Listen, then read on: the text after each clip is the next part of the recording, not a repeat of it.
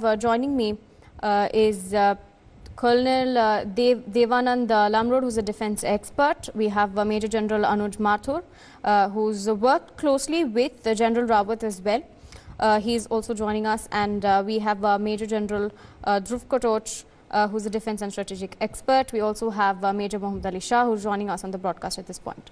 Thank you for joining us this afternoon, gentlemen. Let me rope in Major Mohammad Ali Shah on that point. Now, what can we expect from this investigation? What are the processes that will take place? Now, of course, we are seeing key evidence and key details, of course, eyewitness accounts, the information we get from the black box. If we get information from the survivor of the crash, and the information that we can gather from this video that surfaces, that we believe is to be from the ground. Now, Major Mohammad Ali Shah, what can we piece together, and what will be the processes after this once the investigation, once more details come out in the investigation?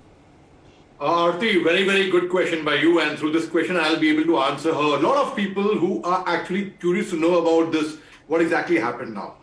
Wait, before that I would say I have full faith in the military court of inquiry. It is very just, very fair, very impartial, and they always come to the logical conclusion of the actual problem. Exactly. Even if a soldier fractures his arm, it is investigated, and there's a court of inquiry ordered for that as well, for a thing like a fracture. So this is a huge event that happened. Now, I will explain to you in a very simple term so that all our viewers are able to understand. A person who is not from a military background also should be able to understand this. Now, it is human nature when we are touring in a hill station, and if we see a helicopter flying, we look at it and we smile.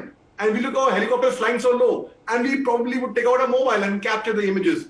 But soon after that, imagine we being that tourist, we hear a crash thereafter.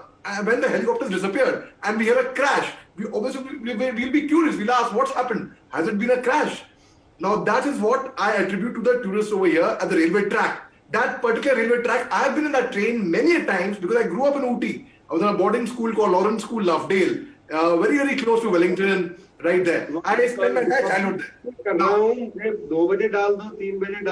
mute yourself. I'm just speaking live over here. So, one, two, mute yourself, please. Sir, GJ Singh, if you could just mute yourself. Sir, we're live and the audio is just interrupting. Right, go ahead, Major Shah.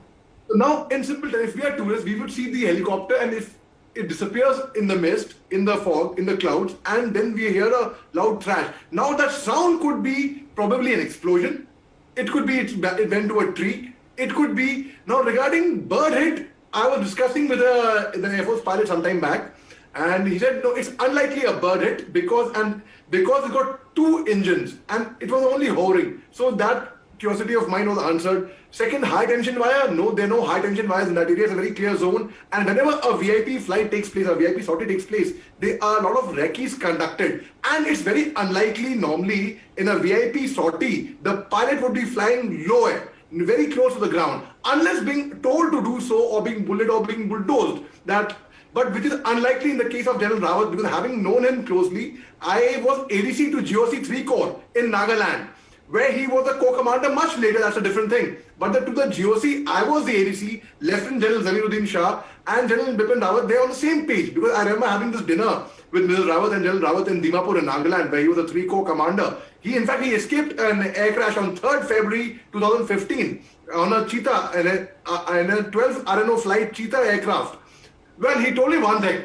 He said the hurdles we find in taking off in the aircraft, the pilot is the boss. He's the captain of the ship. One should not bulldoze him. And I totally with him on that page. So, having known this statement from him, it's unlikely that the pilots would have been pressurized. Secondly, now when we talk about investigation, we talk about Group Captain Varun Singh, who is incidentally, his father also was in the army, incidentally from my regiment of artillery. Now, he was the LO. He was not the pilot.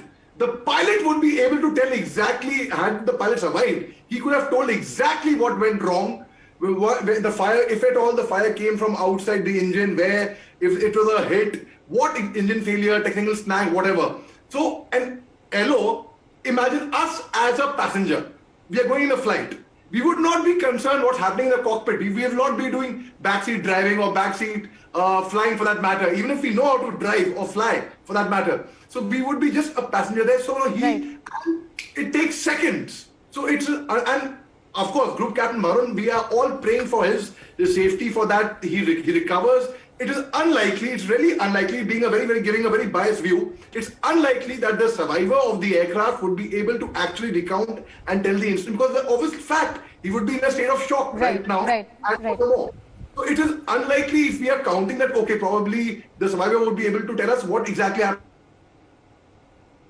But I doubt it. Secondly, now thirdly, coming to the black box. Black box is unlikely in the most critical condition, the more extreme conditions, unlikely it gets damaged. That is why it's a black box. It has got all the recorded conversation. Now, the Air Force also would, by now, we don't have any details directly one-on-one from the Air Force or from the Army. No one's going to disclose those information to us right now because the inquiry is on.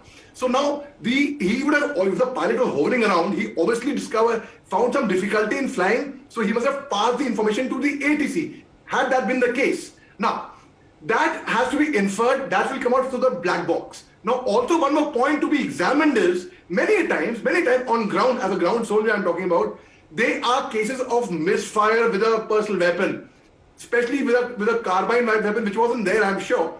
It's it is very common. And I thank my guests for joining us and providing their insight on the story.